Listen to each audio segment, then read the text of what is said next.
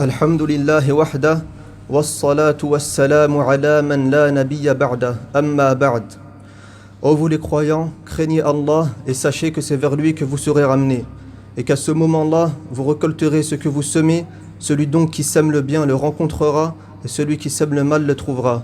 Et sachez qu'Allah vous fasse miséricorde, que parmi la plus immense des choses qu'Allah vous a imposées dans cette vie d'ici-bas, le fait de vous maintenir sur son droit chemin. Allah Ta'ala dit: demeure sur le droit chemin comme il t'est commandé, ainsi que ceux qui sont revenus à Allah avec toi. Il dit aussi, Ta'ala, dit: je ne suis qu'un homme comme vous, il m'a été révélé que votre Dieu est un Dieu unique, cherchez le droit chemin vers lui et implorez son pardon. Et un compagnon dit au prophète sallallahu alayhi wa sallam: ô envoyé d'Allah, dis-moi sur l'islam une parole sur laquelle je n'interrogerai personne après toi.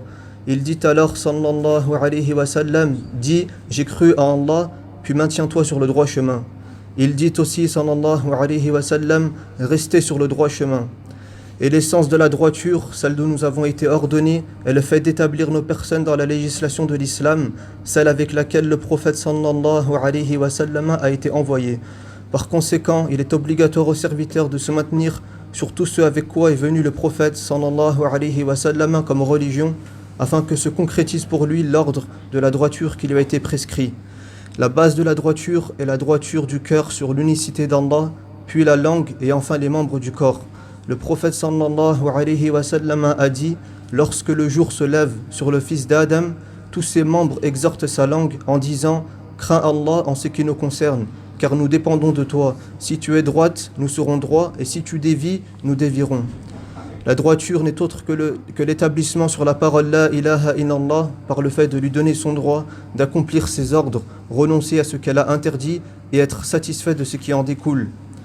La droiture est un mot qui englobe les paroles et les actes. Elle consiste à rester ferme sur le droit chemin. Elle est aussi l'assiduité au suivi de la sunna. Ainsi, lorsque le serviteur établit sa personne sur les préceptes de l'islam, il devient alors obéissant et droit, et l'ordre d'être constant sur le droit chemin se confirme après l'achèvement des temps méritoires et des œuvres pieuses, comme celles dans lesquelles nous étions des 10 premiers jours de Dhul Hijjah, et ce qui les a suivis, ainsi ce que ces jours ont comporté comme œuvres pieuses et grandioses, comme le pèlerinage de la maison sacrée d'Allah, son takbir, c'est-à-dire prononcer Allahu Akbar, et son tahlil, le fait de dire La ilaha illallah, l'égorgement des bêtes sacrifiées et autres que cela comme œuvre. Assurément, compte parmi la perfection de la droiture la continuité de la fermeté sur la religion d'Allah subhanahu wa ta'ala et de la conformité à ses préceptes et rites. Il ne convient donc pas au serviteur, dès lors qu'il se libère d'une période méritoire et d'une bonne œuvre qu'Allah l'a gratifié d'atteindre, d'annuler après cela son acte et de le rompre, et qu'il accomplisse du mal après les œuvres pieuses. Mais il est plutôt confirmé pour lui qu'il augmente en bonnes actions et qu'il impose à sa personne la législation de l'islam afin qu'il soit droit exclusivement pour Allah, comme Allah lui a ordonné et a voulu de lui. Ô vous les croyants, l'extrémité de la droiture qui nous a été ordonnée se trouve ici-bas et son aboutissement dans l'au-delà. Et c'est pour cela que ce qui nous a été enjoint comme droiture sur la religion d'Allah dans ce bas monde est à l'égal de notre fermeté sur le sirat, c'est-à-dire le pont suspendu au-dessus de l'enfer.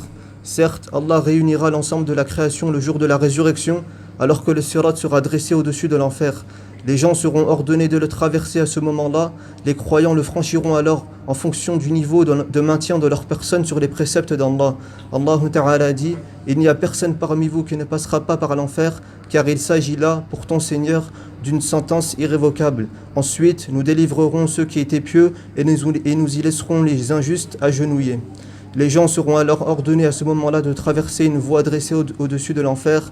La stabilité des pieds sur celui-ci, par la facilité de sa traversée et de son franchissement, sera alors en proportion de la fermeté des pieds sur les préceptes de l'islam dans le bas monde. Par conséquent, celui dont sa personne se sera stabilisée sur le chemin d'Allah dans le bas monde, par la persévérance dans les préceptes de l'islam, son pied sera alors stable sur le pont de l'au-delà. Celui qui était donc assidu à ses prescriptions dans le bas monde, Allah lui rendra facile le passage sur ce pont et sera épargné du feu. Quant à celui dont sa situation fut inférieure à ceci, son franchissement sera alors proportionnel à cette dernière, au point où certaines personnes ramperont pour dépasser le pont, tandis que d'autres n'y parviendront pas. Les pinces dressées sur le pont de l'enfer les saisiront, les tireront vers elles, ils seront alors jetés dans le feu de l'enfer. Et ces pinces ne se sont emparées d'eux que pour la négligence dont ils ont fait preuve ici-bas dans la droiture sur la religion de l'islam.